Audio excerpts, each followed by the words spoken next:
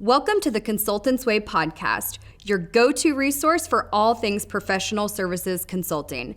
Brought to you by McMahon & Ransford, a strategy consulting firm with over 30 years of experience helping B2B organizations achieve sustainable growth, and the Consultants Way, the leading comprehensive consultant development program. Hosted by Dean McMahon and Anthony Paluska, we share expert insights, firsthand experiences, and conversations with industry leaders on the topics that interest you most. The views and opinions expressed by guests on this podcast are their own and do not necessarily reflect the views or positions of their employer, company, or affiliated organizations. Welcome back to the Consultants Way podcast. Anthony Paluska and Dean McMahon. Today we are lucky enough to be joined by Edgar Maya. Edgar, welcome to the show. Thank you. Edgar, I want you to introduce yourself, but I'll give a brief introduction of you before we get started here. Edgar's the VP of Professional Services and Customer Experience at Accruent, and Edgar's journey has been recent journey has been through Accruent, beginning in customer success and moving into professional services. So, Edgar, if you don't mind, for the audience, please provide a little bit of your background and your current role for everybody, and then I do want to dive in particularly to that CS to PS transition as a way to get us started. Sounds great. First of all, thank you for having me. Thank you for that kind introduction. Anthony, Dean, I have been within this world of professional services as far as I can remember. The start of my career was as an engineer in a large telecom communications company that was basically implementing networks all over the world. And my job was in services. That's where it started. And a decade ago, I joined a company called Accruent and started my process also in the professional services, but throughout this company and this organization, which I would love to tell you more about this.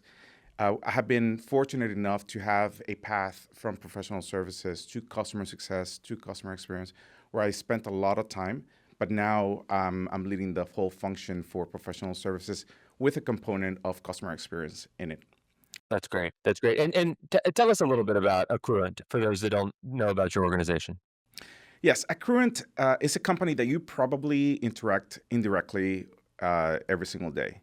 Accruent, what we do at a core is help large organizations, any organization that has a physical space, a physical asset, to manage it and to proactively make sure that those assets are always functioning correctly. We also do everything that you can think of. If you go to a grocery store, most likely all the fridge, all the assets, all the things that are very critical for that grocery store are either monitored through our solutions. When you go to a retail store, typically the retailers are going to have a set of leases to admin to manage. That's what we do. If you go to a hospital and you need to manage, you're the hospital administrator, you need to manage your beds, you need to manage the critical assets that you have in the hospital, we do that for you. So you can think of Accruent as anything that relates to the built environment, assets, spaces, workplaces. We help you manage and solve problems for you for that. Oh, that's great. And yes, it is in all of those things are things we interact with all the time, and yet we don't see the Accruent brand slapped on anything that we're seeing as consumers of any of that, or as just out there in the economy. So that's primarily a software organization that can help facilitate and administer and manage all of those assets for clients, for your clients. Where does the services team come in? What are the primary things that your services organization is solving? It's a very interesting question. Services typically is known by delivery, by implementation. If you're a new customer that needs to implement our solutions, this is when we come in. But we do much more. In fact, right now, we are in the middle of a transformation of not thinking about only the implementation services, not only about the delivery, but how about we help you after you go live, help you adopt the solution better. We help you adjust to all the different things that are happening in the economy and that you perhaps need to change the way that you look at your business. And by definition, you also need to adjust the way that you thought at that time, the way that you implemented your solution was the right one. but perhaps right now you need to adjust a couple of things.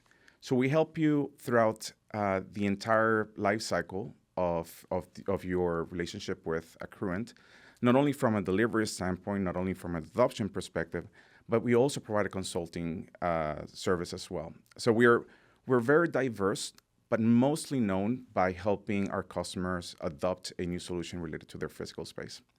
Got it. That's great. And it's a common topic right now for lots of professional services organizations, moving from technical and implementation based to being more advisory and consultative. What if there was something you could pinpoint about just kind of the market dynamics or your own internal perception, what what would you say triggered your decision to move from the implementation focused services to expanding into consultative and advisory? Because it's a big strategic shift. It is. It is huge for us as well. The change management component of that change is very, very, very big. But it's something that the market is requiring from a technology partner.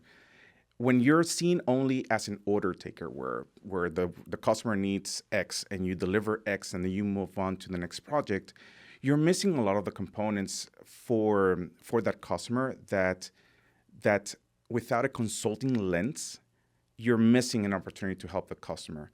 And you can, I think I heard yesterday in a recent podcast with Gazelle, she mentioned something about customer acquisition, and I love what she said.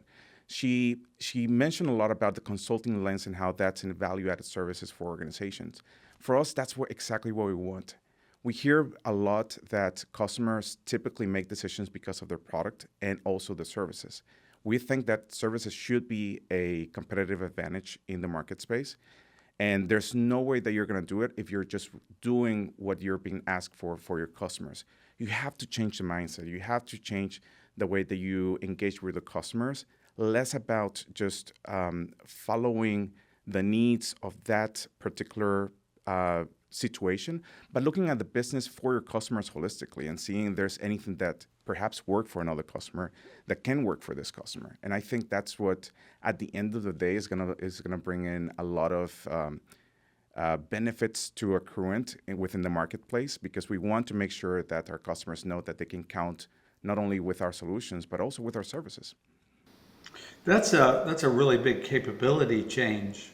In addition to the change management, is to get people who maybe historically liked, hey, I did my 5 activities and the client's done and I want to go, as opposed to understand the client, drive an outcome, bring the client along with you, consult to them, advise them, bring ideas to them. It's a totally different business. Spot on. And there's a very big message that goes with that transformation for your customers, which is, I'm here for the long run. I'm going to be here as your long-term partner. When you have that approach of very transactional, you get the work, you do the work, and then you move on, that misses that very large component of your relationship with customers, which right now, when you're in the SaaS world, it's everything. It affects loyalty, which impacts customer satisfaction, which impacts, at the end of the day, revenue retention. So for us, this is at the core of a very big strategic transformation that we're going through. Yeah, I think there's a direct relationship to one extra dollar of PS providing advice and stickiness for accounts not to leave.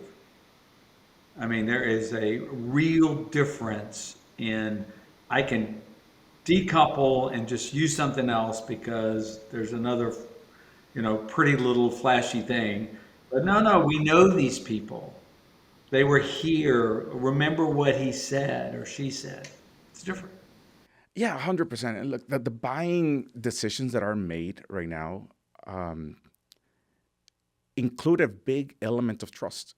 You have to trust that your vendor, your partner, is going to be able to deliver, and that is going to be able to understand where you're coming from and see things that perhaps others that don't have the experience like we do are not delivering. And I think that's a very big differentiator. Yeah. You've mentioned your experience and your ability to apply the experience viewing multiple different clients dealing with different challenges and using that to help the single client that you're working with at a given point in time overcome something because they can only see the organization they've operated in. So despite us not being the deepest expert in their specific business, we've seen hundreds of organizations like theirs, so we can identify trends and provide recommendations around best practices and things like that. So from a professional services perspective, that's that feels so self-evident, right? But one thing we hear all the time on organizations that are not quite as far along as you are, and they're struggling to get out of the gate and commit to it, is the customers don't want me doing that kind of work. The customers will not accept me providing that level of advice and consultative support because they view me as a technology vendor. Did you all struggle with that at all? And if so, how did you overcome that? Yeah, absolutely. There's there are two things here. One is that you have to earn the trust and the credibility and the right to have that conversation with your customers. And number two is that you have to do the homework. At the end of the day, you have to bring in the skills, you have to have the experience, but you also have to have a proactive approach towards your customers to really, really be curious about their problems. And typically, those conversations evolve organically. But for us, it's as part of this big transformation is how do we enhance the consulting capabilities that we have to be able to do that? How do we connect the dots between what worked for a customer that can work for this customer in this particular situation, in this particular context? And that's a transformation. That's a skill that you develop over time, and you have to think of it as a project through the lens of the customer. Yeah. Yeah, you end up with look at first, you're stepping into these different situations, and as much as you can plan for the advisory and the consultative offering that you actually need to solve that particular problem, you're met with the reality of a customer situation, and you need people that are on the ground that can make decisions in real time and can customize the project itself to actually help get the client to the outcomes, and then the feedback loop necessary to, okay, how do we learn from that? How do we make that more repeatable? How do we scale that on a go forward basis? Um, how has that journey been for you all in getting sales to come along and better sell and represent the advisory and the consultative skills you have versus having to rely on the professional services team that's also being asked to deliver to now generate their own business because they're the ones that can speak the most credibly and have the most agility about, okay, what can we actually do for this client and what would that project look like and how would we go about it? So how is the go-to-market strategy needed to change between the reliance on sales and the reliance on your PS team to do business development? Yeah, that's a very, very good question. And what I have observed across multiple PS organizations in the industry is that there's this natural tension that happens between sales and professional services, one driven by acquiring and landing on new customers, and the other by making sure that we deliver on quality and committing to all the responsibilities that we have with our stakeholders from a fiscal perspective. And how we have been able to tackle that is through changing and reframing the problem statement. Instead of looking at two different agendas between sales and professional services, one looking at perhaps the revenue recognition and timeline for those projects, and the other one looking at the velocity of the deals and making sure that we close more. At the end of the day, all of this is about growing. All of this is about expanding our market presence. And when you realize that, you can reframe the problem and think of sales as your partners, where actually you can come with sales and go to a customer and tell them how they can solve that problem in a better way. And yes, there are a lot of things, Anthony Dean, that you probably have through your own experience where you have to deal shape, you had to make some concessions, you had to think about trade-offs. But at the end of the day, it comes down to how you think and work with sales. And for us, this transformation has been a lot of reframing and repositioning professional services. I think I mentioned at the beginning, this concept of professional services as a delivery engine, it's a very, very, very isolated lens, if you think of it. We went through the process of thinking, that's not only what we do. Can we think about campaigns? Can we think about how we can do this more on a recurrent basis rather than just one time, where customers, every time they think of something, they would have to engage on a very transactional basis? Why don't we just remove the friction, make it better for our customers? I'll give you an example. Right now, there's a lot of focus right now on security.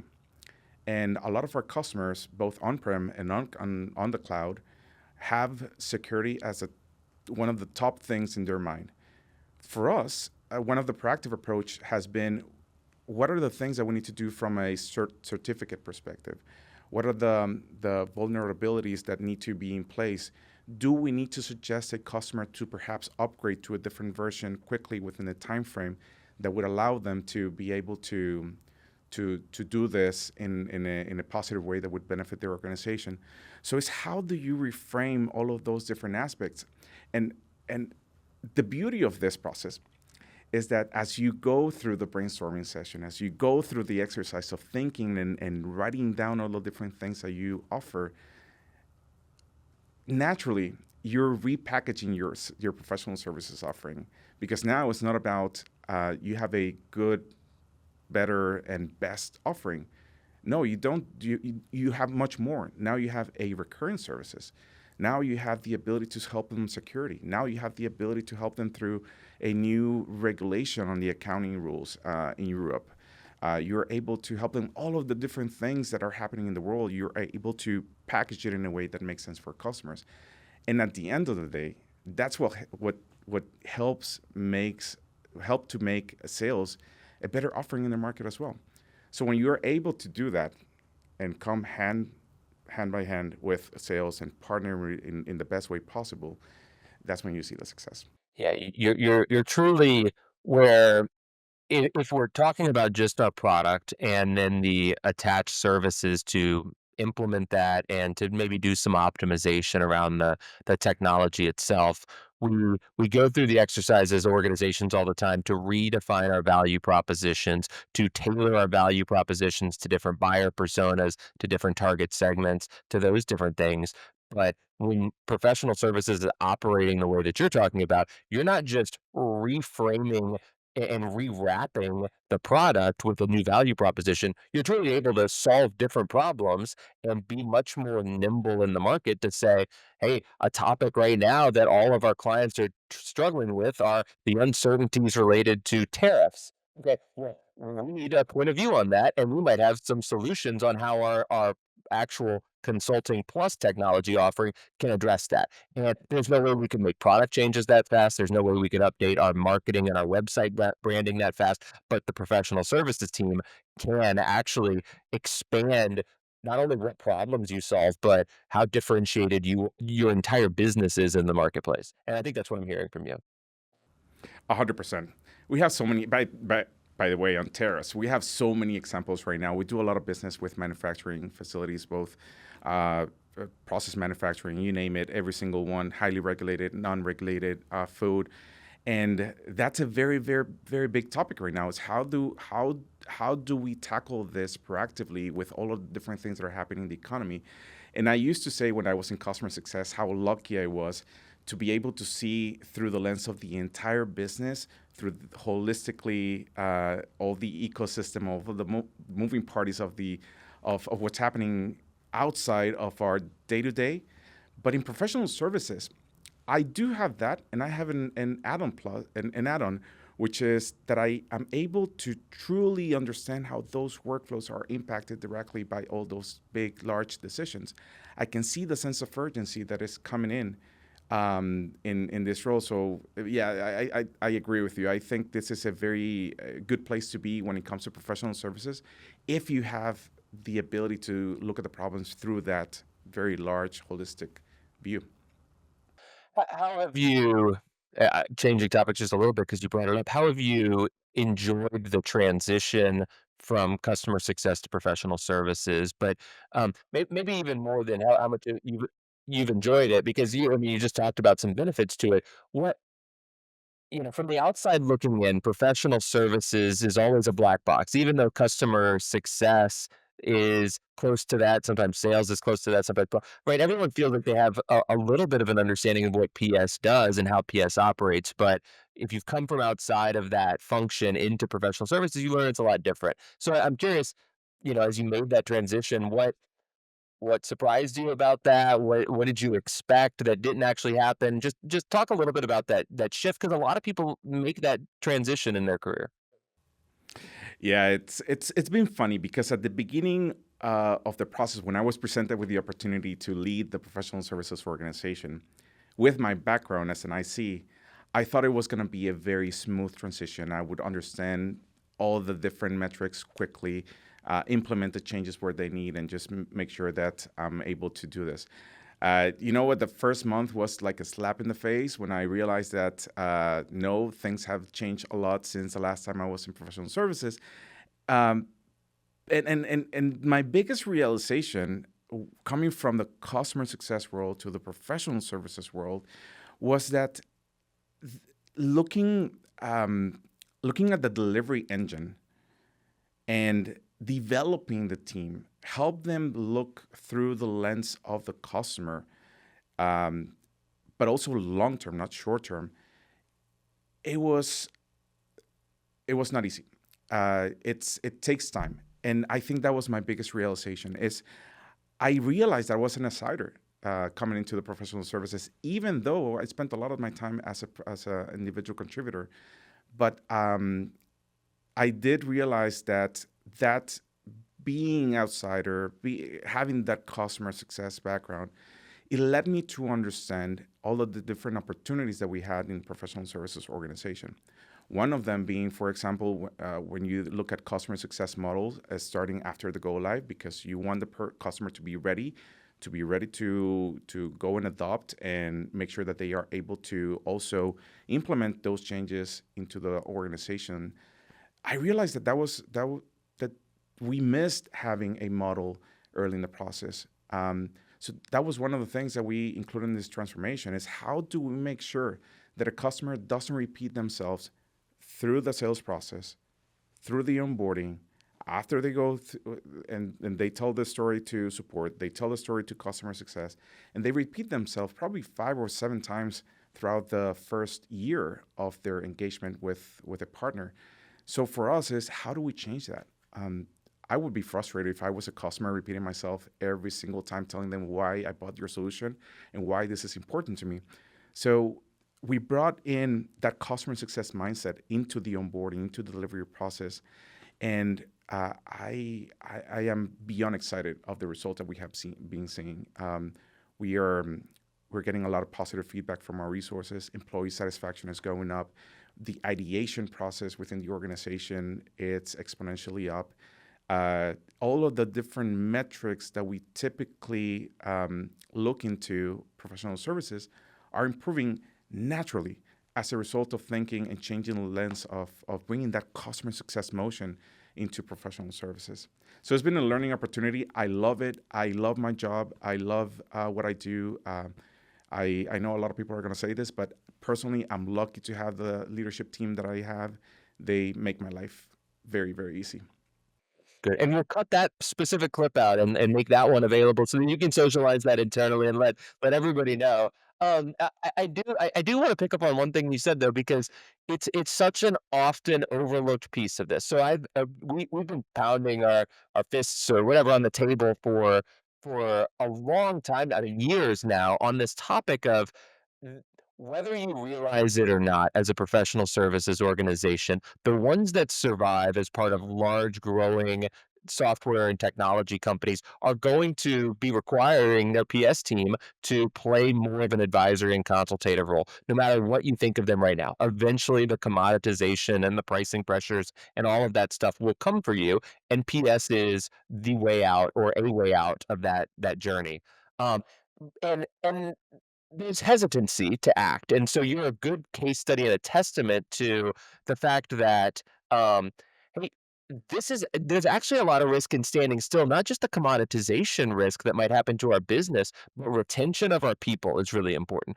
our professional services people want to be problem solvers. I mean, by nature, the kinds of people that go into this industry want to be out there helping their clients do more and realize an outcome. And if we keep pushing them into these boxes, and yes, we might need to enable them more and do all those things. But if we keep pushing them into these boxes of, hey, just make the technology work and get more efficient and drive, more profitability out of that particular project, we do run the risk of losing a bunch of our really good problem-solving talent out there, instead of just saying, "Let's open this up and let's let these team members see customer challenges, figure out solutions to those challenges, and make an impact on that helps complement the whole business right within guardrails." And you'll be amazed with retention and job satisfaction and your ability to attract good talent and all of those things. It's such an overlooked element, so I'm so glad you guys have seen the results of making this shift and the impact to the team.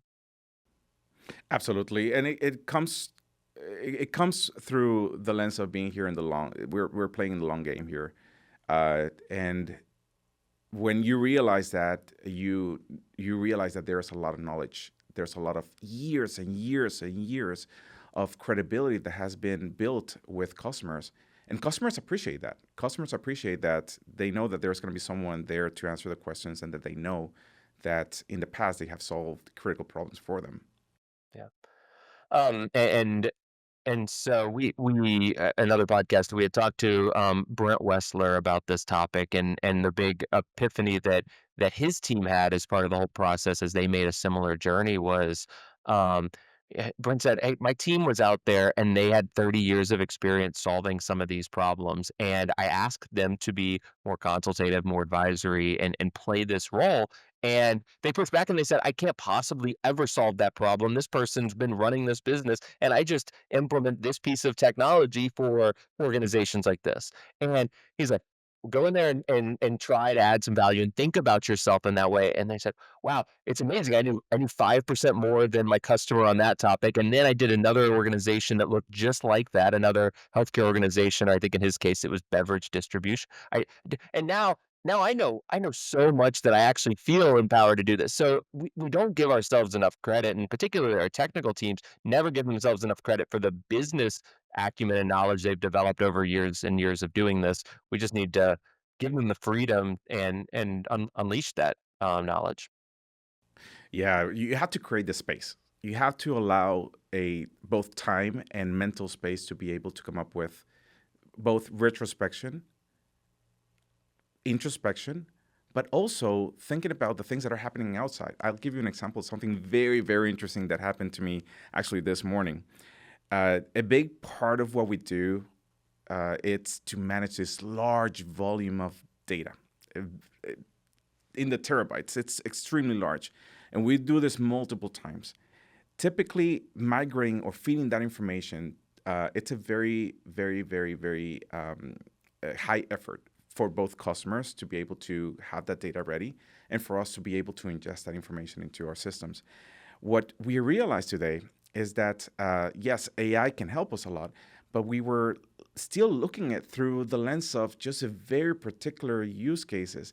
And one of our engineers came in today and said, "You know what? We're doing all of this, trying to leverage all the large language models to be able to cater all this information to make it more easy, but still at the end of the day use the same templates that we typically use to update the information." And we came to the realization is, why don't we just find another way to do this? Why can't we automate all of this process and save you 50% of the time, both looking at the data and the laborious work of going through all of that huge mountain of information, but having the space to do an automation through AI, that we have all the tools within Accruent to be able to do that. But it's creating the space. And we also realize that there are tools beyond AI that we haven't explored. Like, for example, we have a lot of strong APIs. Why can we leverage those APIs for the benefit of our implementations? So there are a lot of things that happen when you create that space, when you allow those individuals that are in the front lines doing the work come up with ideas. It's just incredible what happens. Yeah, and not many, and that's like Anthony said. We really appreciate that you guys have moved across the threshold and are a great, a good communicator about it and a good storyteller, but just in a great place. And you're continuing to reap the rewards. We want everybody to reap. So, hey, do you have a couple of just things you'd like us to take away? I do. I think this conversation makes me realize there are three things that are key when it comes to professional services. One is always be flexible and open minded about your offerings. Your offerings are going to continue to evolve, and whatever you define that they are today, they're going to change in 6 months because that's the reality that we're in. Your customers change, the economy change, your business model change, the personas that you work with change. So you have to be flexible. Number two is I think you need to look at professional services not only from a delivery perspective, consulting perspective, all the different things that we spoke about, but put yourself in the shoes of your customer when it comes to the problems that they're tackling. Put yourself in the shoes of the CFO when they're looking at the professional services as an investment or profit center or whatever perspective that particular organization has from it. Put yourself in the shoes of your CEO when defining the strategy and how that long-term plan, 3 5 years, has to do with professional services and how it relates. I think when you're able to combine all of those different elements, you're able to have a very good perspective on it. And the third thing that I think it's very perhaps the most important key takeaway for me is own it. Own professional services not only from your responsibility of revenue and effective cost management and talent development, but think of it as you are someone that has a very big part on the customer acquisition process. You have a very big part in the loyalty and retention of your customers. When you realize that you play a very, very, very big and transcendental role in the strategy of and the execution of your operational goals for that year, you change the lens of how you look at professional services. And for us, I wouldn't say that we're there yet. This is something that we're in the process. We're learning every single day in every part of the organization. We're having a lot of fun. But at the end of the day, it's something that you have to realize. You have to own it, and you have to look at this through the vision of 3 5 years. That's great. That's great. Edgar, I appreciate that. And with those things, and if people take just the approach that you listed there, everybody wins in that journey.